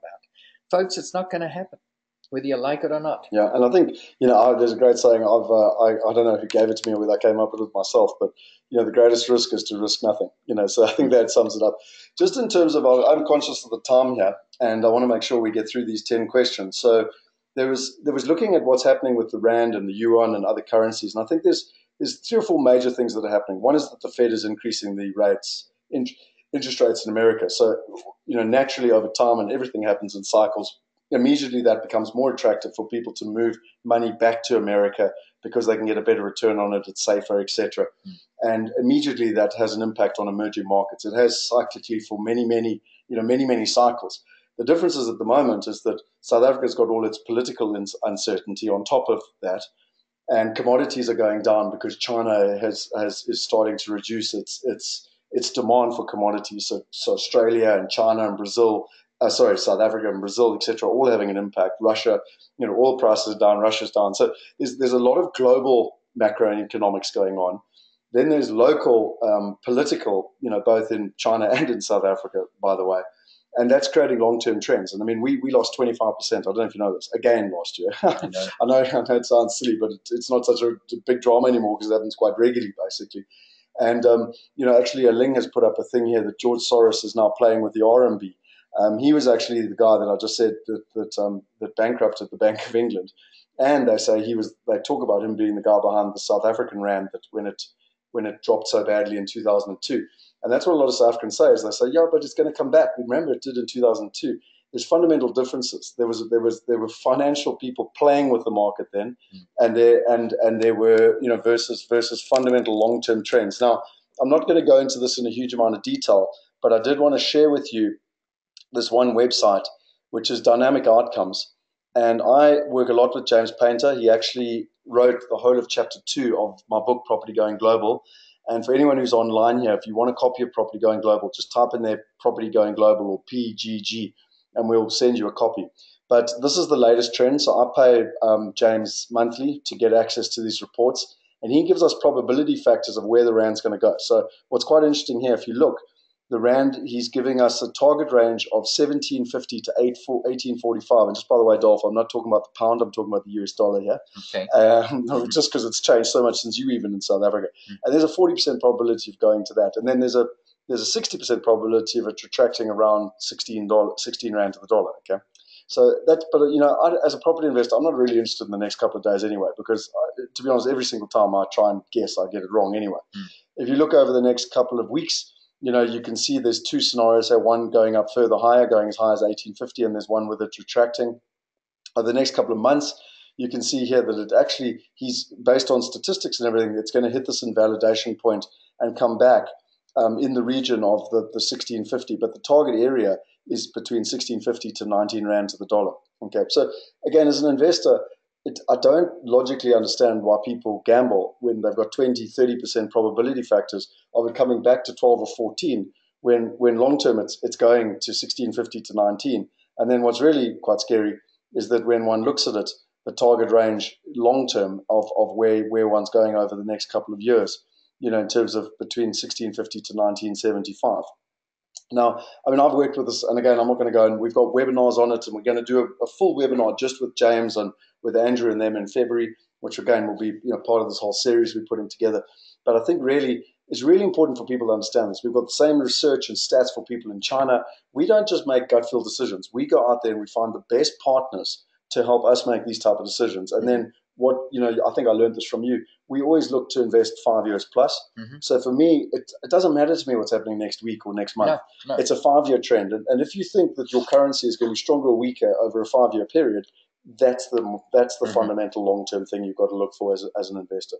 Not only is that a strategy that we look at the 5-year plan or more, 10 years, it's actually beneficial because I've got friends who are in currency trades or they're in futures contracts or options or commodities, and they're looking at their screens all the time. They have to monitor those trends and what's happening now and do we need to buy? And so, yes, quickly buy and so. And they live very stressed out lives. Whereas in this real estate game, you can essentially take the title to your property and put it in a bottom drawer and essentially forget about it. Go on a 6-month cruise if you like. Because in all probability, when you come back, especially if you've followed some of those guidelines as to how to beat the average, chances are you'll beat the average and you'll be well off. And even when I see those currency graphs, that doesn't inspire me to get trading in currencies because I could do what would be a short contract on the rand. In other words, I'm betting that it's going to go down in value and up to 1670. And there's according to that graph, a 70% chance you'll do all right. But here's the thing, folks. When you play the real estate game, you do it with currencies as well because by choosing the jurisdiction where you want to invest, that determines the currency that's going to be used. So right now, with a 70% chance of the rand going down in value, I would not ship money from anywhere else in the world to South Africa to buy real estate because there's a good chance the currency will devalue even more. That's not even to say what's happening with the trend of real estate in South Africa. And I know there are pockets that are doing well where it's going up in rand value, but in terms of British pounds or Australian dollars or US dollars or Swedish krona, I wouldn't think it's going up. So this whole currency thing, we don't need to play the currency game, but when you're in real estate, you take it into consideration and you also invest in regions where there's a good chance, not a certainty, we're not betting our lives on this, but where there's a good chance that the currency is going to go in your favor as well. And you add that to a population growth and then a slew of these other things, and you compound those factors. And it's almost like, why aren't more people doing this? But I think what's really important is that's why we've created the inner circle. Exactly. So that, I mean, there's videos already with you Michiel, taking people through the whole GIDS process, which is our global investment due diligence system, explaining how this all works together, because it's one layer on top of one layer on top of one layer, which has the compound effect in itself. And that's really what we want to be able to do and share. And something we're talking to James, we haven't done it yet, but I'm looking to do it where from a technology perspective, as part of the inner circle, people will actually get access to this information every month. Because it's actually quite expensive to just buy it a month off and only look at it once every month. But to have access to it in terms of where we're at. I think you can see I've opened up a poll there, and I'm just fascinated. And for those of you in China, I've messed this poll up because it says Africa at the bottom. It should say China. But anyway, I'll get that fixed next time. But in terms of where we're at. So what I wanted to do now is I wanted to move on and make sure we really get best use of Dolf's time here. Because, it's not just about the currency. It's now the next question. Well, okay, so the currency is devaluing. Now, what's actually happening in the US and where are the opportunities? And I think before we get started here, Dolf, and I want to share just some of the research and stuff just now, but I think the burning question everyone's asking is how the hell is Donald Trump doing so well? And is he going to be the American president? Well, gosh, I can't predict that no more than anyone else can. And considering you know him and you've worked at the university with him and everything else, Everyone is astounded at how well he's doing. He's bulletproof, it seems. He can say anything that for any other candidate would take them down or would put them out of the race. He can say that we're going to build a wall and the Mexicans are going to pay for it, and it offends people, but his ratings go up. It's interesting because there's another candidates debate today on, I think it's on it's on Fox TV. And he's opted not to appear because he's got some dispute with one of the moderators and the news channel itself. And for any other candidate, again, their ratings would go down. You're not even appearing. If you're not going to appear for a debate, what else are you going to opt out of if you were to become? not for him. His ratings just keep on soaring. So I think people thought 3 months ago that his candidacy was a bit of a joke and they didn't take it seriously. And now people are realizing that he's got a fighting chance of becoming the Republican nominee, and then of going on, and then he'll be up against a Democratic one. And he's got a big chance. I mean, I hear a lot of comments, of course, because I'm kind of in that inner circle. And a lot of people are saying that if he were to get in, he would probably change his stance. He wouldn't be quite as bombastic and simplistic. And one of the good things about it is he can bring in the top people, and he's got zero political affiliation, so he doesn't owe anyone anything. So he can't be bought very easily. But he'll bring in top people. And it reminds me of a very loose analogy with Ford, Henry Ford, where he was challenged to a contest. He said he can get information that is faster and better than anyone else. Bring your smartest people in, I will still outperform them. And it's a real lesson for what we at Wealth Migrate are all about, really, and what the inner circle is all about. So they brought in all these brainiacs and whiz kids, and they said, for instance, what's the capital of Burkina Faso? Well, most people hadn't heard of it. And, some of these smart brainiacs knew. And when they asked Henry Ford, he said, 2 seconds, and he got on the phone. And they thought, what's he doing? Is he having a meeting or something? He said, yes, what's the capital of Burkina Faso? And they said, hang on a minute, that's cheating. You're asking someone else. He said, no, the contest was who has access to the most relevant information most quickly. And he said, I've got this telephone contraption, and I can call any of a number of supporters of mine and people that work with me and get all the information I need. That's how I set up this car factory that's surpassing anything that anyone else has done. So it's not about how much knowledge you have. It's about access to information. And any one of you listening may well be smarter than Scott or I. You may even be smarter than both of us combined. But that's not the point. The point is, do you have access to the information that you need right now? And part of our mission, and it's just our nature, and for all our differences, Scott and I are remarkably similar in our outlook and attitude, is we have a passion about getting this information out to the masses. We could just sit down and say, listen, we'll look after our own families, we'll apply all this technology that we're talking about for our own benefit and sit on a beach drinking pina coladas or whatever takes your fancy. And I think you've probably tried that too. I've tried it. I get bored with that. I mean, beach life is great for 3 days, and then you can't help but think there's got to be more to life than this. Well, I was in Zanzibar now, and I found a great resort which I want to crowdfund because it was too appealing. There's such good opportunity there. You see, amazing. But even then, we're talking about how to acquire the resort rather than how to spend 2 weeks there on an all-inclusive package where you can eat all you want. That's what most people seem to want. They want to eat all they want, and even when they can go back for a second plate, they still fill their plate up to overfilling because they got it for nothing. And it's not so much what can you get for nothing, but what can you give that doesn't really cost you anything. Giving is a fun thing. Anyway, that's getting a bit philosophical. I wanted to go into just very quickly, and I'm not going to spend much time on this because I am conscious of the time, but I talk a lot about this in the book, and I've shared this in a lot of webinars and stuff, but it's you just mentioned like getting access to knowing where to go. And I mean, this is some of the best research globally as to where to invest, which country to invest. And I've actually put down here the major countries that people look at. I'll put in China here just so that everyone's got it. So you've got Australia, Britain, China, South Africa, and the United States. And what this is you basically got a house price index. This is from The Economist. It's the best research worldwide if you want to track it. But what's really cool is you can now go and look. So, I mean, if you look at this, it looks like South Africa's been the best to invest, by a long measure. But then you put it into real terms, and it changes dramatically. It's still number one, though. The pink one. Yeah, but in terms of value, like which price point do you want to buy it? Do you want to buy it at the top of the market, or do you want to buy it at the bottom of the market? Do you see? And then, price against averages, and this is a fascinating one. I mean, this shocked me when I was in America, this price against average income. And the reason being is that prices, even though prices have gone up so much in China, look at what's happening with the income in China. Right, so they've become more affordable. Exactly. Price against rents.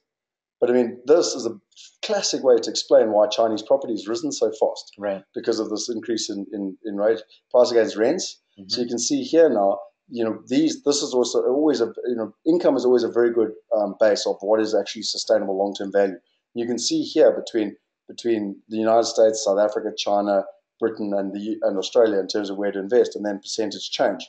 Now again, with regards to the series we're going to be doing over this whole year, we can go into this. I mean, just with Australia, we're going to focus on just that next week, etc. And I mean, you can then go and you can then take it even more. So I've actually put the cities in here. So you've got Atlanta, you've got Houston, you've got New York, you've got San Francisco, you've got the United States. I don't know if there's any other one you want me to put in, but I tend to not want to put in too many. Which any other one, Dolf or anyone else? Oh, let's try Phoenix. We're here. Oh, there's Phoenix. There Here are we Phoenix. Okay, so you can see so if you look there, you've got the house price index. Again, you can see the growth in terms of what's happening. Mm-hmm. You can see the price in the real terms. So at the moment, just based on this graph, these are the Phoenix, Atlanta. What do we got here? Phoenix. Oh, that's the United States in general. Mm-hmm. Houston and Atlanta are basically the ones. These are the markets.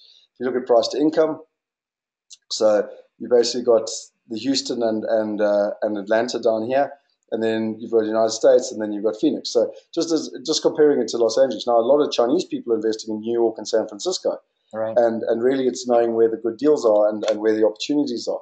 This is the one that I always find very interesting, price to rent, because this really shows you where you're getting real value. Mm-hmm. And what you need to look down here is Houston. It's no coincidence that Michiel and Henny and yourself have been actively looking in Texas and specifically Houston.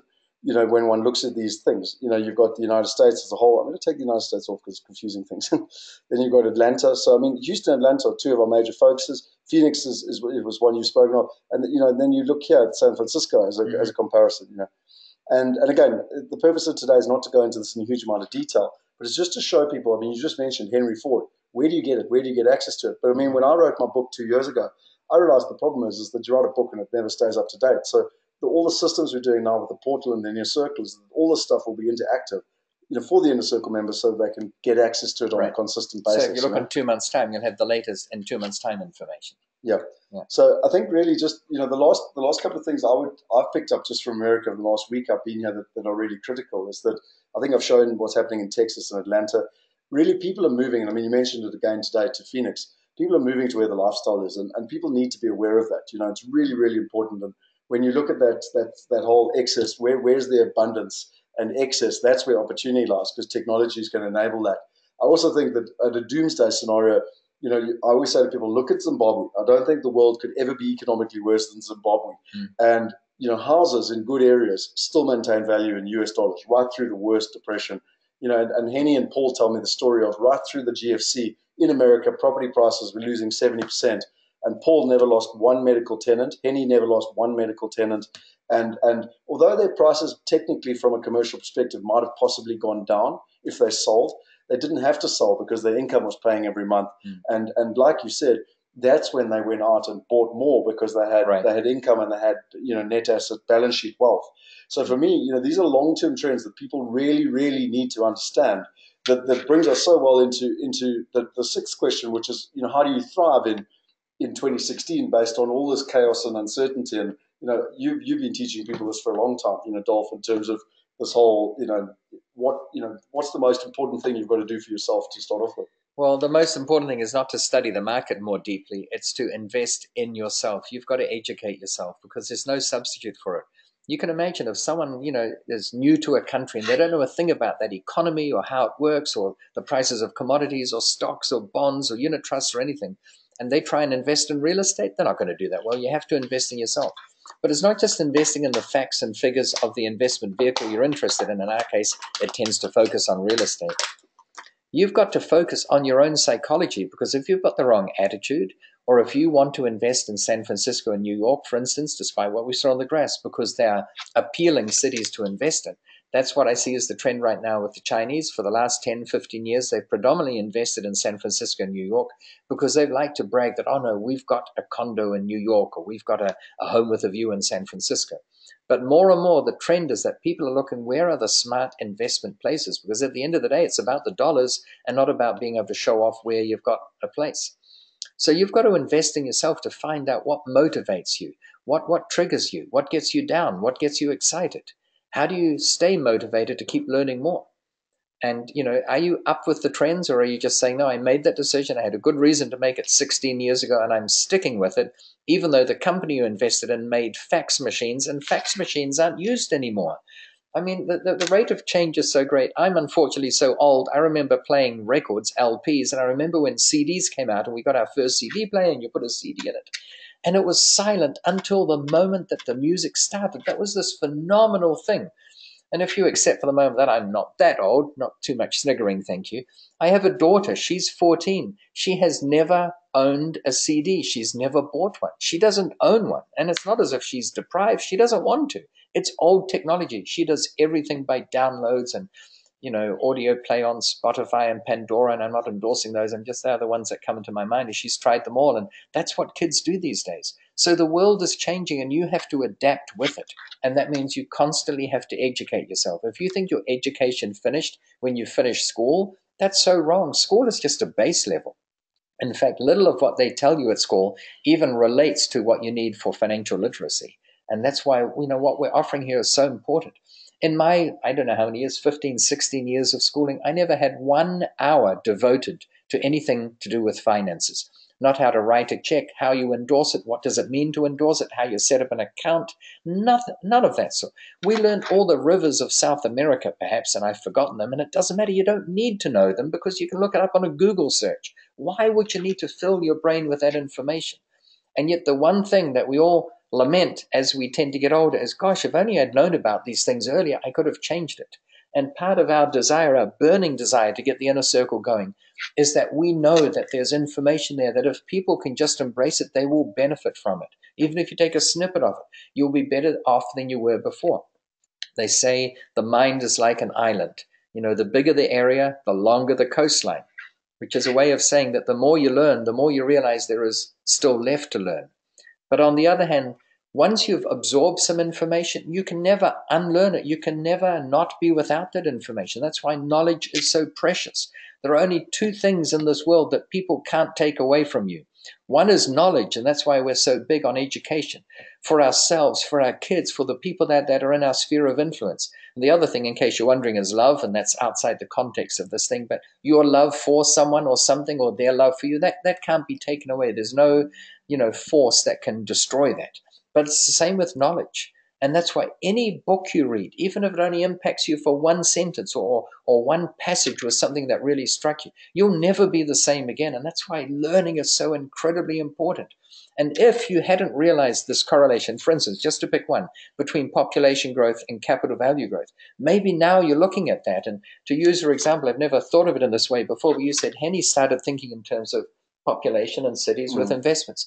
I mean, he was successful before he met me, and if I'd never been born, he still would have been extraordinarily successful, and he's someone I admire tremendously. But it's that sort of thing where if Henny can learn something that maybe with the benefit of hindsight is obvious, but if you haven't quite thought of it and encapsulated it in this, I mean, if it's modified his strategy at all, so much the better. Think of how you could benefit if you weekly absorb some of the stuff or monthly came along to the inner circle and learned something that perhaps you didn't know before. That's what it's all about.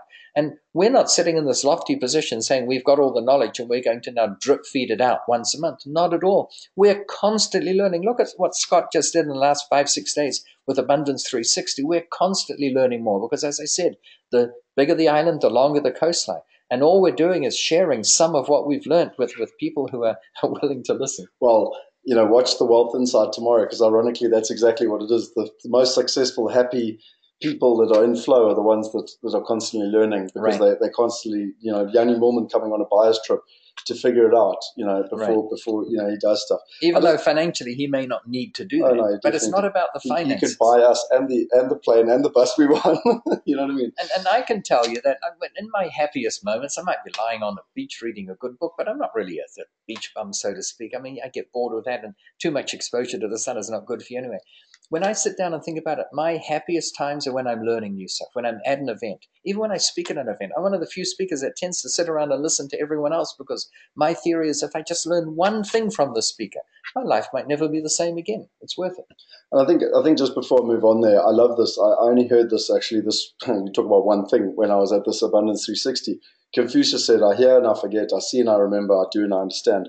And the whole thing that I think there's been this evolution. I've read your books, I've done your courses, I've even got your Reap software. But, it was only in 2012 when I started actually going with you to invest and investing with you that it's changed the rules of the game. The same with Henny and Peter. They in 2009, they're buying all these medical, massive, big, multi-million-dollar buildings.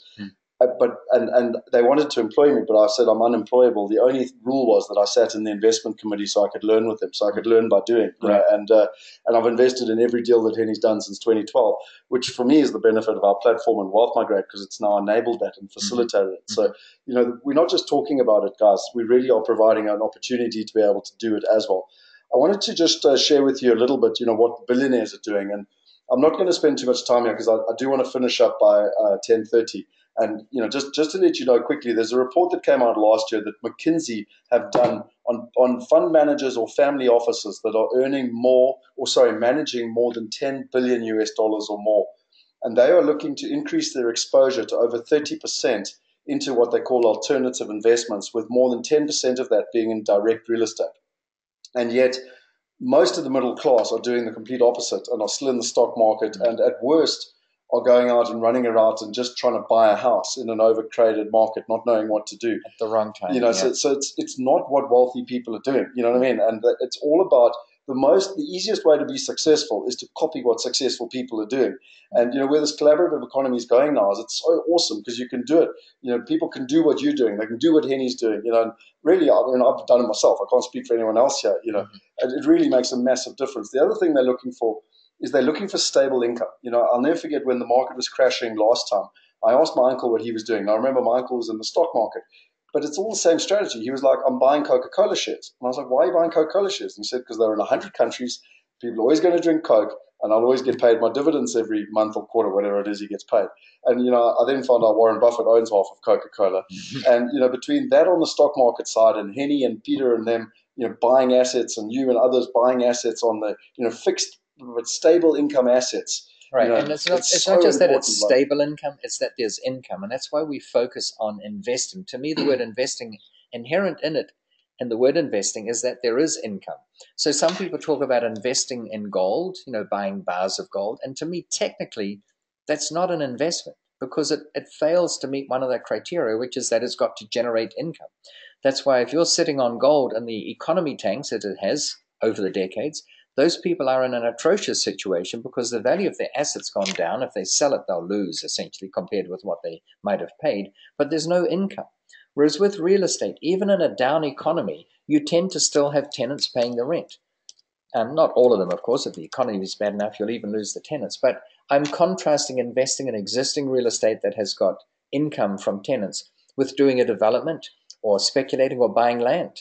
Buying land in a similar vein to me is not an investment because you're speculating that the value will go up unless you're buying it as part of a development, which we've already covered. So if you're speculating that the land will go up in value, if the economy goes down, you've got to wait a long time before that happens. Now, I get seduced. I bought land on a big scale in the years 2000. And when the economy tanked, whatever land we had left, we lost out big time. And that's why it sort of consolidated my land. So it's not just a theory that's been borne out by evidence. It's what I've ended up doing. I got seduced by land because values were going up so fast at one stage. We thought we've got to get in on this. And yet doing what the masses do isn't necessarily always the best thing. If you follow the masses, you'd buy lottery tickets. And there were 3 people who shared in our biggest lottery ever. It was $1.5 billion US. It was an astounding amount. But your chances of winning apparently were 1 in 294 million. So your chances were as good as zero. Someone had to win, of course. As it turns out, 3 people did win. But if the masses do that, your expected value, what you expect to earn per dollar invested, is very low. Whereas when you play the real estate game, the expected value is a lot higher. It's one of the highest expected values out there. And for the effort required to master what you have to do, it's relatively easy. The analogy I always give, Scott, and you've spent a lot of time studying too, I spent 8 years at university to get this PhD in electrical engineering, and some of you know it's not the easiest course around. And yet to master real estate, you don't need to spend 8 years doing that. You can probably learn in 8 weeks, maybe in 8 days. 90% of all you need to know to be a master real estate investor. And yet most people don't make the effort. They don't read the books. They don't read books even. And even if they buy them, they don't read them because they say 80% of books bought are never read. So it's a matter of finding an excuse. And that's another reason why the inner circle is so great, because if you're with a group of like-minded people, even if you're not exactly sitting in the same room as them, but you're on this call and you see the questions coming through and you know that you might participate in one of our buying tours, be it in reality or virtually, then suddenly you're part of this group, and it may be the motivation you need to get off, your chuff and to actually to do it. And I think, there's a lot of great questions coming through here. I mean, Ling in China said, I was in Phoenix in 2012. My friend showed me around. Properties were at half price, but I just didn't do it because I didn't want to have to look after the house from China. I mean, that's the same from South Africa and everywhere else. But that's the other thing billionaires do. It's all about partnership. Mm-hmm. Henny doesn't go and clean the toilets himself. He doesn't paint the medical buildings. It's all about finding quality partners. And our whole model is about partnership and facilitating and providing an end-to-end solution. And all the technology's done is it's just made it even easier, in terms of how to do it. So just to confirm then what I've learned from what billionaires are doing, they look for stable income. They look for first world markets. They look for first world income. Wealth preservation for them is much more important than trying to get, hugely high growth. They want to protect the dollar they've got versus, necessarily just run out. And then wealth migration. Again, we've spoken of this already, but not about having all their assets in one place, one stock market, one asset, one class, one currency, one country. You know what I mean? So for me, there's criteria, and just copy it. It's really not that tricky in terms of what's happening. The next poll, I think, is I asked the poll just to see what people are thinking, but really it was just the whole immigration thing. And really what's happening in terms of the immigration, I'm not even sure if it's changed. And Michiel is actually flying over here at the moment, so I don't think we could get him online. But there is the whole opportunity for EB5. I know that Hilda has invested through this. Henny has done a huge amount of work with it. Michiel's done a huge amount of work with it. We've got very, very good partners in America. And a number of our clients have invested. And I know that they're looking to increase the rating from $500,000 to $800,000. It was supposed to happen towards the end of the last year. I know it didn't happen. And they're looking to get it in now. So if people are looking at this, please speak to Michiel as soon as possible, because there's no point in paying an extra $300,000 for what you can get now. But there is a way to be able to immigrate to America by buying into quality assets with quality partners. And, Michiel can take you through that whole process. And if you're interested in Australia, then please come to the webinar next week and I can explain to you how to do that for Australia as well. Right. And it pays to get in early, folks, because for the first time last year, the quota that the government set as the number of people that can apply was reached. And when that happens, they just hold off until the next year. So if you're at all inclined, find out about it anyway. Even if you don't think you want to do it imminently, find out what's involved, because it might open your eyes to just what the process is. And you can emigrate to a lot of countries, of course. The standard 4 emigration countries traditionally used to be Australia, New Zealand, Canada, and the United States. And there are pros and cons of each. And you need to find out, why would you choose one over another? And they're all interesting things to get into. So I'd encourage you to listen just out of interest anyway next week. Yep, no, 100%. So, and then number 9 for me basically is also looking at, how you can use technology. And I think this one for me is a classic one because, I don't tell people this a lot, but I did my first programming course when I was 6 years old, programming with Logo. So I've always been fascinated by how technology can improve this process. And, at 22, I bought my first international property and really have used, and I know you have, Dolf, as well, where you've created different formulas and programs like Reap and Ream to manage it more. But really, technology now has taken it to a whole nother level, and it's nowhere near as good as I want it to be. I literally want people to slide their finger around, etc., and have their entire portfolio in their cell phone. And we'll get there. Our intention is to get there this year. But the good news is that, through the Wealth Migrate platform now, whether you own an IPS house or anything else, it can all have all the information in one place. And, I often joke when I invest in these medical buildings, there's only 2 pain points. The first pain point is when I have to send the money to the lawyer. And the second pain point is when I have to tell them where to send the money back when I would get my quarterly dividends. Really, that's not as painful then. No, but my point being is that compared to all the other stuff that I used to have to go through, right, buying and houses and rates and taxes and management and all that, we really have made this an end-to-end process. And I think it's really important for people to understand that you can live anywhere you want in the world now. I have the privilege of living in Neisner, and yet you can run a global company, you can have global assets, you can have a global income, and you can literally run it off your cell phone or your iPad, if you want to. And it's just really letting the people in China and South Africa and around the rest of the world know that it truly is possible, basically. I think there's so many questions coming through here, so I just want to finish off and then we'll take the questions. I think the second part is that if you trust Dolf and I, or if you've heard of us, or if you've been following us for a while, and you want us to be your ears and eyes on the ground, the catalyst actually was China. So with us launching the full Chinese solution, Tom is going to be coming over. We're going to be going onto the ground there and making movies in Mandarin.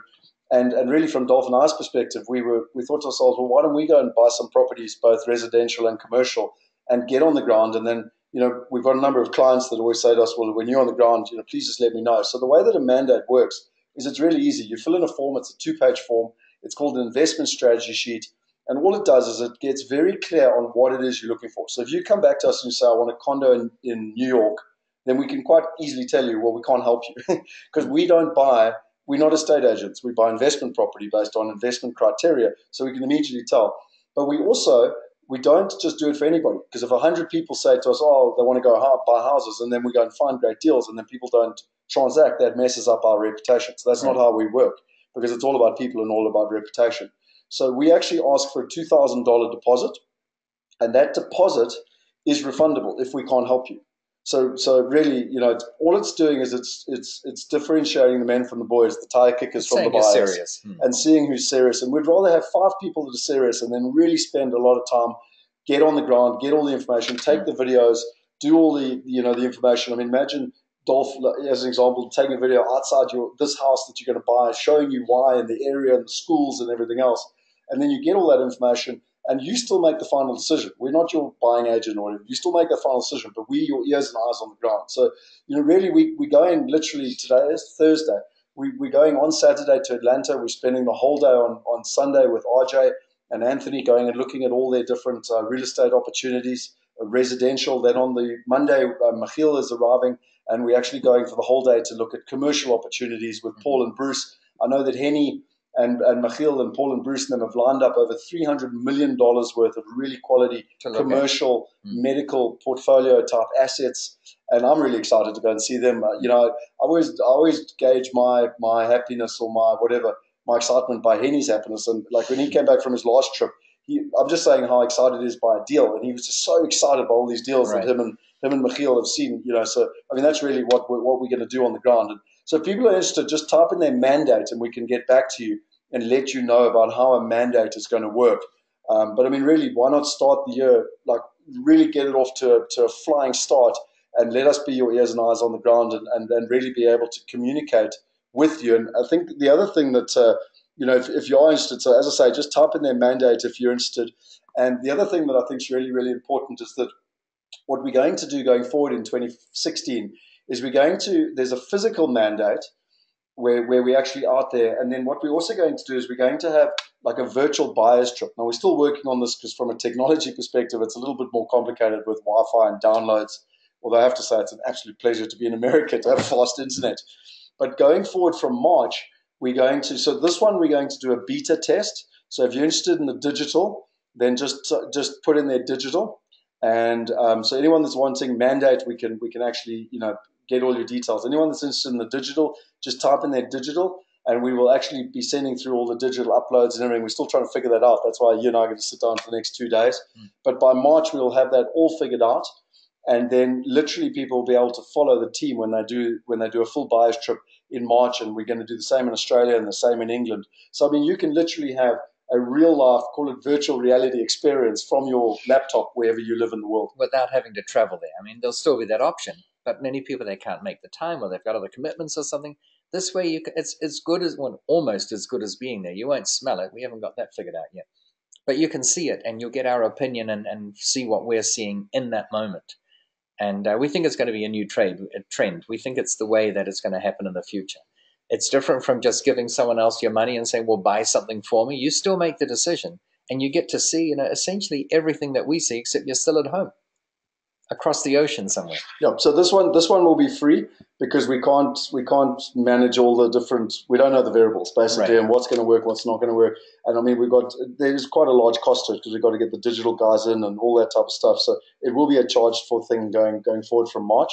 But this one will be free. So if you're interested, write down digital. And if you want kind of special, personalized one-to-one, then please write down mandate, and we can specifically be looking for properties on your behalf while we're here. And I think many of you have been following me for many years, and I know you've been following Dolf for many decades. So, and with Michiel there on the ground, it's quite a unique opportunity for a bunch of people that you already know, like, and trust. Well, maybe not the like part, but you at least know us. And you get our honest view on what's happening on the ground there. Right. I'm very conscious of the time here, and it is already 7:30. But I just wanted to kind of take it to the next, just to finish off, and then I'll answer some of the questions that we've got. But I think really for me, this is a beautiful picture I found on the internet of kind of 2015 going into 2016. Everyone's quite nervous, but what about maybe thinking of it as a sunrise and a new change, and this whole opportunity. New opportunity, and this whole change from the industrial revolution now truly to the information revolution, truly to global and exponential. And I can't wait to share with all our wealth partners and our investors and the inner circle people everything I learned in the last 3 days. I mean, I haven't even had a chance to tell Dolf about it. And I mean, it just blows your mind. I mean, you talk about virtual reality and stuff. I've got so much to share with you. It's crazy. But, for me, it's about going to that greatness, and will there be some pain along the way? There definitely will be. But, I love the story of the analogy that when the car first came out, there were so many laws and rules. One of the rules was you had to have someone walk next to your car to move away any bystanders or any livestock. And, now we look at cars, and as you said, we're going to electric cars and virtual cars and, self-driving cars. So that's the future we're going to. If you want to be part of that future, speak to an asset manager. Really find out how we can help you make 2016 a great year for you. As you know, we don't sell you anything. Dolf mentioned it earlier. We're driven by the passion to help other people. I mean, I started IPS right in the beginning with Zig Ziglar's principle. You can have anything you want in life if you help enough other people get what they want, And for those of you who want to get started, it's a unique opportunity. I don't know when Dolf and I will be together. It's very unusual for me to come to America. I'm only here because of the course. Normally I'm in Asia. And really get started on the journey, and that you can really get started in many different ways. With a mandate, you can literally physically buy a house or physically get involved in a commercial building. With the digital thing, you can actually get to watch us and really see what's going on. With the inner circle, you can get to literally participate with us on a monthly basis. Someone asked, what's the deal with the inner circle? That's a great question, and we're going to figure it out in the next 2 days. So watch your emails. Everyone on this call, we'll get an update. We'll send you an update. But watch your emails for it in terms of what. But it will be launching in February, and in terms of we'll definitely be getting it going in February. As I said, there's an Oz webinar next week. There's a Rand update, which I think is the 20th of February, just to confirm. We've got some breakfasts coming up in South Africa in the last week of February. So make sure that and this is going to be really awesome, guys. Hilda's invested a huge amount of money overseas. She's part of the team now full time. And rather than having Scott come and tell you all the stuff you've already heard, Hilda's going to share her experience of investing locally, investing globally, the difference between residential and commercial in her opinion, and how she's done it as a woman investing globally. So that's the focus of the breakfasts in February. And I'm going to be in China, Ling, and if you want to set up a breakfast or a lunch while I'm there, we can certainly be doing that in February as well.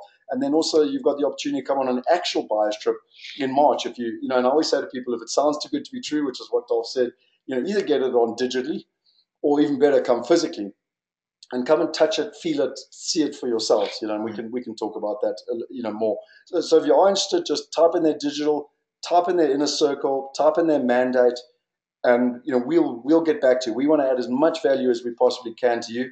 I want to take a few questions if you've got some time, Dolf. Sure. I'm just conscious of people's time here because I know we said we'd finish by 7:30. Commitments for family. So if people need to duck now, fully, one of our team members will get back to us. I actually forgot to bring up the last bit. There is a number and an email there. Jason will be controlling it. So if you want to email Jason, and or if you want to send an SMS, there's a number there. Anywhere in the world, you can send him that SMS, and he'll coordinate. If you've typed in digital inner circle already, we'll get back to you. We'll get back to you. Tonight's already nighttime South Africa, so we'll get back to you tomorrow.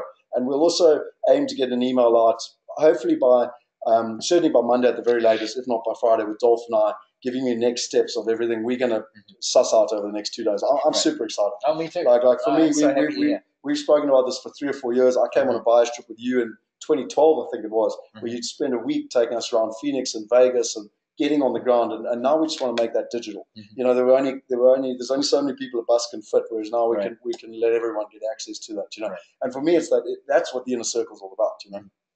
Just quickly, let's just look through here. There were some great questions that came up, and there's so many. But we'll do 5 minutes of questions, and then I think we'll keep the rest for another time. But if I look here, one of the questions was about Oklahoma and how people are doing in Oklahoma. I think one from my experience, our clients are doing really well in Oklahoma, and I know that oil prices have dropped. But the reason we invested in Oklahoma was because it's not about just oil. It's a massive city with many, many income streams. Now, North Dakota, on the other hand, we were so close to investing in North Dakota. But what was really interesting was that Henny, has got so much experience, and between him and Dolf and Michiel and all the guys in the investment committee, they made a decision there it was too risky. And we decided, it was amazing, because we decided that oil at $60, like fracking wouldn't work. But we all decided that's never going to happen. and Henny was more worried about an oversupply than the oil price dropping. None of us saw that coming. So from an Oklahoma perspective, the only reason we're not in Oklahoma right now is because we can't find stock. We really, really struggle to find a quality person on the ground that can find stock. We've got a great management agent, a really good solution, but it's about finding quality assets. So, there's always many pieces to a puzzle, and it's about putting it all together. So I don't know if I answered that question for whoever asked about the Oklahoma. Someone's asked here about for the Chinese people, the VIP group. The whole inner circle is effectively, it's like any inner circle. You used the word inner circle for Donald Trump. Wealthy people get wealthy because they're in an inner circle. And we want to create a digital inner circle so that we can be sharing with people on a consistent basis what we're doing, how we're doing it, and they can do it with us. Right. And it's because people want to be on an inner circle. They want to get that inside scoop. But there's another way of looking at it too, and that is that the people in the inner circle only want to admit those to the fold who are of a certain standard and quality. And that's another layer of a reason why we charge a $2,000 refundable fee to have this mandate. Because it shows that you've got a certain, you're ready to take action. And if we find a property that meets your criteria, you're likely to pull the trigger. Far more so than if we had a thousand people who came on board because they thought they wanted to find out what's going on. They don't want to miss out. So it's a two-way street. You've got to be worthy of being on an inner circle to be considered. I think in terms of there's a good question from Ian Buck about investing in South Africa. I think, Ian, any market has good opportunities. I do think that South Africa's got some seriously big headwinds at the moment, and I can't really say too much more other than the fact I've got all my properties on the market at the moment. I'm not selling as a desperate seller, but I'm very, very concerned in terms of the headwinds. And again, it's just this is not a passionate thing. I'm sitting here with my badge saying I am South African, proudly South African.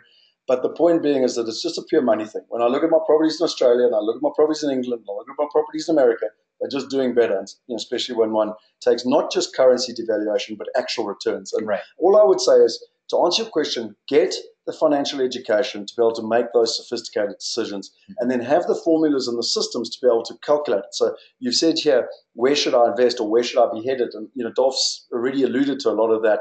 And that's what our whole inner circle's about, and the GIDS and the book Property Going Global and your book. I mean, you've got 16 books or whatever. They're all strategies on how to invest and where to invest and why to invest. All that we're doing now is we're bringing it together so that people can learn by doing and not learn by reading. Right. I think let's just look through here. Better to buy residential or commercial? So, Ling, it's a great question. It depends is the best way to describe it. So, for me, it depends on which area. It depends on what one's looking for. And different people want different things. So really, again, one wouldn't make a blanketed. I own both, basically, is the best way to describe it. It's not as if one is inherently better than the other. Scott's right. It depends on the investor. The trend I find is that as time goes on and people invest more and more, they tend to migrate from residential to commercial. It's got so many inherent advantages. But usually to get started, people want to start in residential. Both are good. I have a policy of trying not to sell, so I still own a lot of the residential I bought early on, but I can't deny that now I tend to focus on the commercial. And I think that's a smart way for most people to go. In terms of, there's another one here, what stands in the way of crowdfunding for property in South Africa? The good news for you, Quibus, is we're making significant inroads into that. Kevin, we set up the African Crowdfunding Association with a number of the other big portals. We're dealing directly with the FSP. And, we'd like to think that certainly by the second quarter that will be legal and compliant in South Africa, which is really good news, and can't wait to make it happen. Income increases causes house price increase, so government can steal money from more tax. I mean, okay, fair enough from a tax perspective, but I think it's all about tax planning. Maybe what we can do, Scott, is go through these questions as a recording and just answer them all, and that would be a good piece of material to have for on file. Because these are the sorts of questions that tend to come up all the time. Yeah, look, it gives us good information what people want for when we're doing the webinars and stuff. Right. I think, let me finish off then with the last one here. and it's university student accommodation. And for me, this has been a big trend that people, need to look at. And when you catch a wave, and you've got a great saying, I can't remember exactly how to say it, but it's you want to be ahead of the wave. You don't want to be behind the wave. So, student accommodation in Liverpool and Leeds right now is way behind the wave. And if someone comes out here and tries to sell you some high-yielding student accommodation in England, like, you know what I mean? You might as well buy an Volkswagen. Okay. But that doesn't mean it's all bad. I know that Henny and Peter have done $100 million Aussie development right in the heart of Brisbane, right now, as we speak, about 350 unit development in student. So there is really good opportunity. And I mean, through the Wild Migrate platform, a number of investors invested in that. Which just comes back to that whole invest with billionaires, do what billionaires are doing, and there's a good chance you might just become a billionaire. Success leaves clues. Just follow what they're doing. So I think really there's so many questions here, but I think that really really good idea from your side, Dolf, that we actually put it together. And for those of you that have put in their inner circle and digital, I really appreciate what you've said. We'll look through this, and as I said, the asset managers will look through this, and if there's individual things that we can come back to, then I think we'll really try and help with as much of these questions as we can. I can't see any here that is major. Is the dollar collapse factored into your calculations for China? Very much so, Carlos. If you read my book in terms of chapter 6 for America, it's the number one risk I looked at and how we deal with it. So I think that's really important. I think it's an interesting one from Ling. Dolf, would you take me as your first student in China? Well, I'm afraid you wouldn't quite be the first, Ling, but absolutely. And here's what we could do, Ling. If we sort of did a digital version of this and shared what we learned along the way, I think that would be phenomenal. Yeah, for the company too, to get the message out there. How do we do it? So I'm on for that. And we're all for advice as well and ideas, please.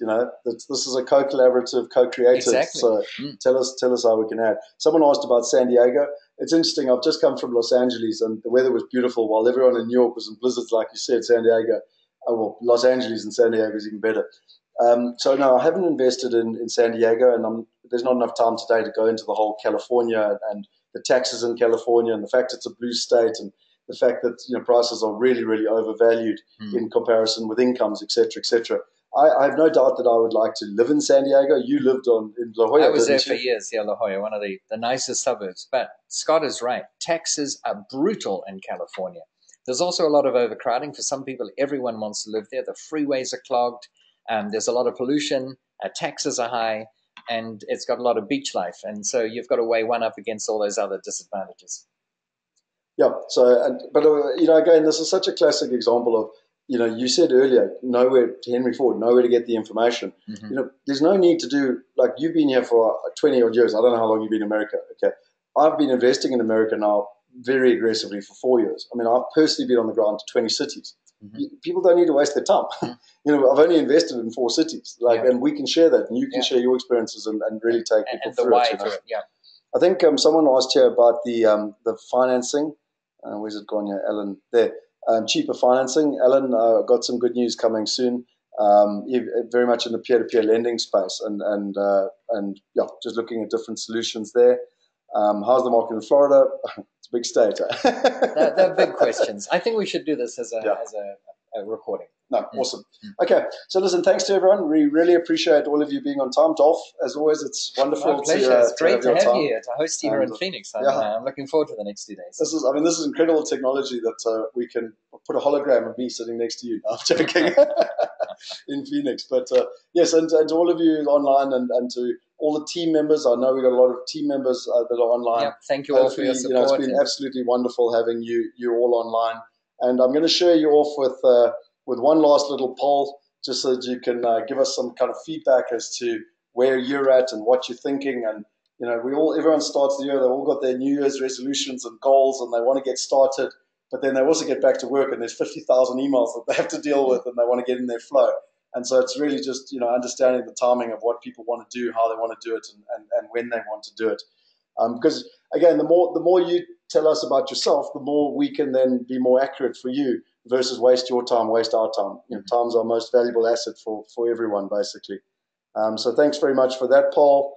And I'm going to actually just do one last one here in terms of the different amounts that people might want to invest. And again, note to self: put this into dollars going forward with our new Chinese friends and the whole yuan and everything else. So just for anyone that's not South African, that's call it 500, up to $500,000, and then what's that? No, sorry, I'm lying. That's $50,000. Then $200,000, then $500,000, and then $1 million, just to put it in perspective.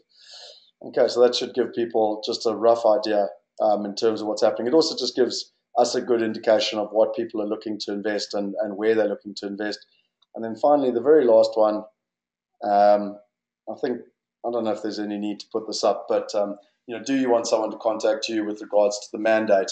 And I think really, we've got that from the guys have put down mandate, but if you do click on it, then we'll make sure we definitely don't miss it, basically.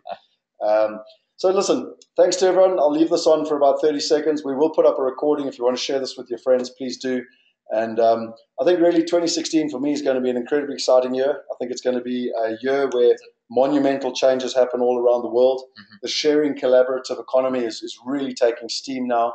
And it's absolutely fascinating for me. And I think it's a responsibility of ours for all of us to share this and empower everyone around us so that we can create a better planet for all. And I really think it's now possible. So I'm excited about the year ahead. And from my perspective, we've laid the groundwork, and it took a long time to get the groundwork laid. It probably took longer than we would have liked. But we believe we're poised now in a position to really let this take off this year. So we're very excited. Hope you'll be part of it.